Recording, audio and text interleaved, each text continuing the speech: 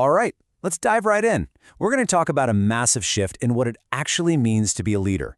You know, the old playbook of just being the boss, well, that's officially outdated. Today, it's all about something way more human, emotional intelligence. So let's just start with this question right here. What really makes a leader great right now? Is it just about being the smartest person in the room, having the best strategy, pure authority? I mean, yeah, those things still have their place, but they are absolutely not the whole story anymore. The game has changed, and the definition of an effective leader has changed right along with it. And here's the breakdown. The old school model, it was all about top-down command and control. Leadership was based on your rank and what you knew. But look at the modern approach. It's built on something totally different. It's about influence, empathy, and being able to read and connect with people on an emotional level.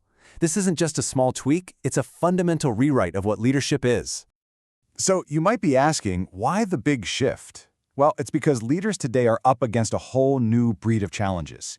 We're all operating in what the experts call a VUCA world, which is a fancy acronym for volatile, uncertain, complex, and ambiguous. Think about it. With hybrid teams, constant, rapid-fire change, and global collaboration, just barking orders simply doesn't cut it. A VUCA environment creates a ton of stress, anxiety, and burnout.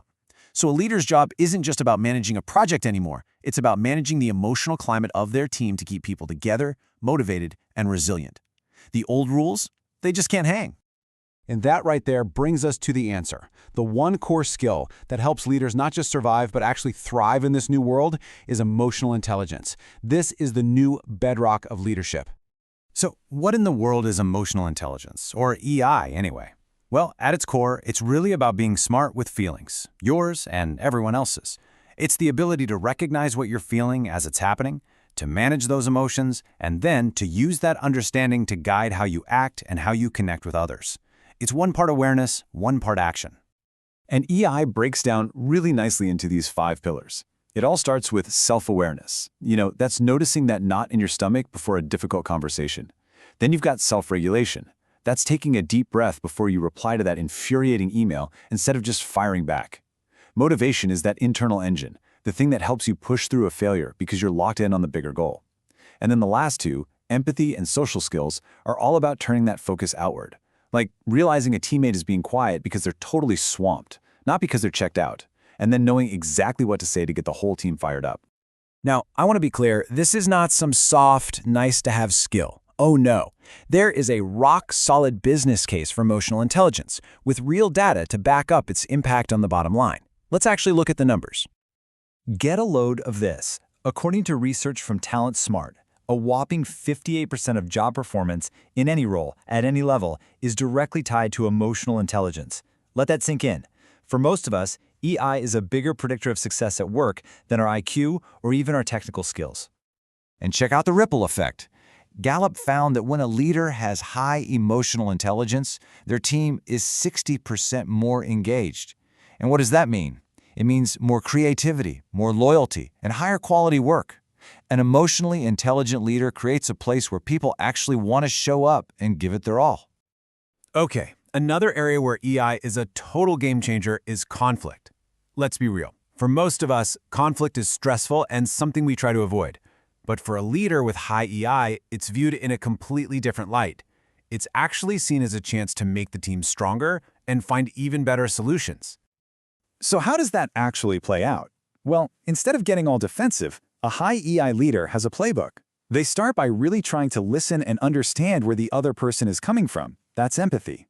They keep their own emotions in check to stop things from escalating. That creates a safe space where people can talk openly, and from there, the focus shifts to finding a solution where everyone wins. It turns a potential disaster into a moment of growth.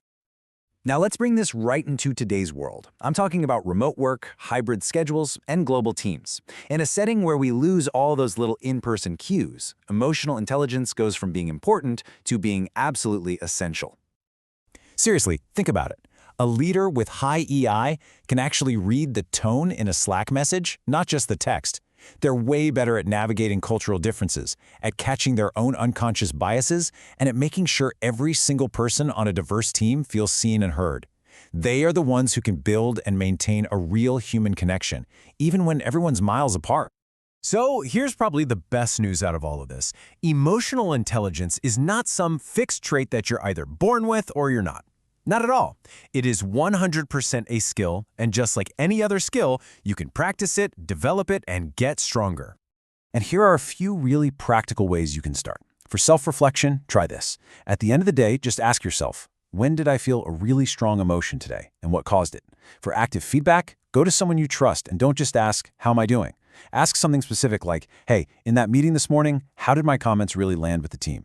To train your empathy, next time you disagree with someone, just pause and honestly try to argue their point of view inside your own head.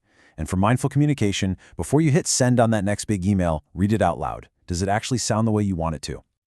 You know, when it all comes down to it, this quote just says it all. Emotional intelligence is what separates a manager from a true leader. It's the difference between someone who just tells people what to do and someone who inspires their team to achieve greatness. So we'll leave you with this final thought. When you think about your own leadership style or the leaders you've had, ask yourself this: what kind of team is being built? Is it a team that just follows the rules because they have to, or is it a team that's inspired to follow the person leading them? More often than not, the answer comes down to emotional intelligence. Thanks for tuning in. All right, let's dive right in. We're going to talk